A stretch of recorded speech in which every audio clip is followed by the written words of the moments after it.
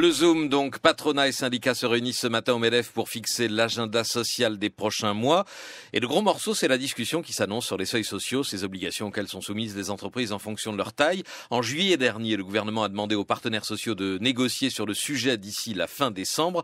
Bonjour Véronique Julia. Bonjour Patrick. Revoir ces seuils, c'est une demande du patronat qui assure qu'ils sont un frein à l'embauche. Oui, un bon témoin pour en parler, c'est Tanguy Dezandre. Il dirige Ma Place en Crèche. C'est une PME parisienne qui trouve des places en crèche pour les salariés. L'entreprise existe depuis 5 ans.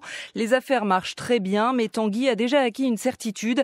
Il ne franchira jamais le cap des 50 salariés. On a passé le cap des 9 salariés en 2013. Celui des 20, on va le passer en fin d'année 2014.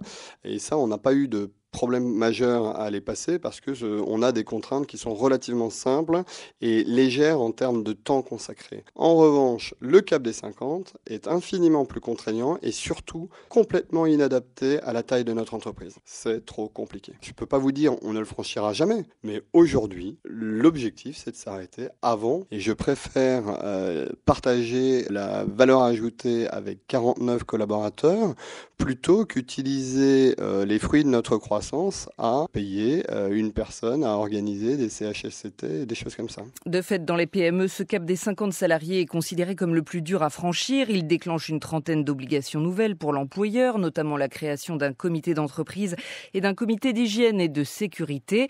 Des obligations beaucoup trop lourdes pour une PME, nous dit Guillaume Quérou, il préside un club d'entrepreneurs. Ces seuils de 10, 20 et 50 salariés n'existent nulle part ailleurs dans le monde. Le coût de l'application de toutes ces normes se chiffre à plusieurs dizaines, voire centaines de milliers d'euros. Donc il faut tout simplement alléger la législation. On est dans un contexte tout à fait particulier. On détruit plus de 10 000 emplois par mois. Moi, je suis pour le dialogue social. Mais c'est vrai que la véritable protection sociale en France, c'est l'emploi. Alors, on a bien compris le patronat, Véronique, mais que disent les économistes? Est-ce que revoir ces seuils peut vraiment doper les embauches? Eh bien là-dessus, les avis sont partagés. Pour l'INSEE, par exemple, l'effet d'une révision des seuils serait marginal.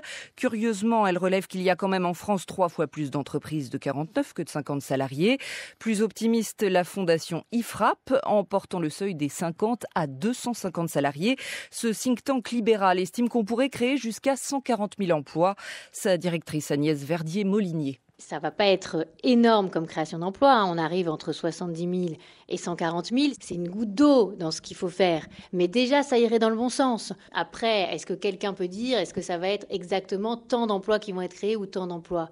C'est un potentiel. On a surtout travaillé sur ce seuil emblématique des 50 parce que c'est un seuil bloquant. Vraiment, l'hypothèse qu'on fait, c'est que à ce moment-là, il y aurait beaucoup de ces entreprises qui franchiraient ce seuil des 49-50 pour passer au-dessus. Et 50 salariés, on est encore une toute petite boîte. Est-ce qu'on a vraiment besoin d'un comité d'entreprise ? Je ne crois pas. Pas d'accord, Pierre Mériot, il est inspecteur du travail et pour lui, les seuils, c'est surtout une vieille marotte patronale. Dans les faits, il constate que beaucoup d'employeurs savent très bien les contourner en multipliant par exemple les filiales. Il y a quelques cas qui émergent de temps en temps d'entreprises qui bizarrement sont scotchées à un effectif de 48-49 salariés.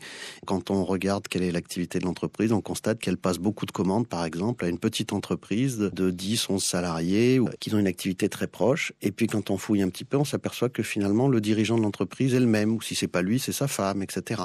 Donc c'est ça qu'on appelle une unité économique et sociale en fait, qui est constituée par 2-3 entreprises qui sont en dessous des seuils de déclenchement de certains seuils sociaux, mais qui en réalité constituent une seule unité au point de vue du fonctionnement économique. Actuellement, l'inspection du travail n'a aucun moyen de sanctionner ce type de dérive. Le mot de la fin pour Gérard Cornillot, il est économiste. Il ne croit pas, lui, à des créations d'emplois, mais il reconnaît qu'il faut travailler sur les seuils qui sont, d'après lui, trop compliqués.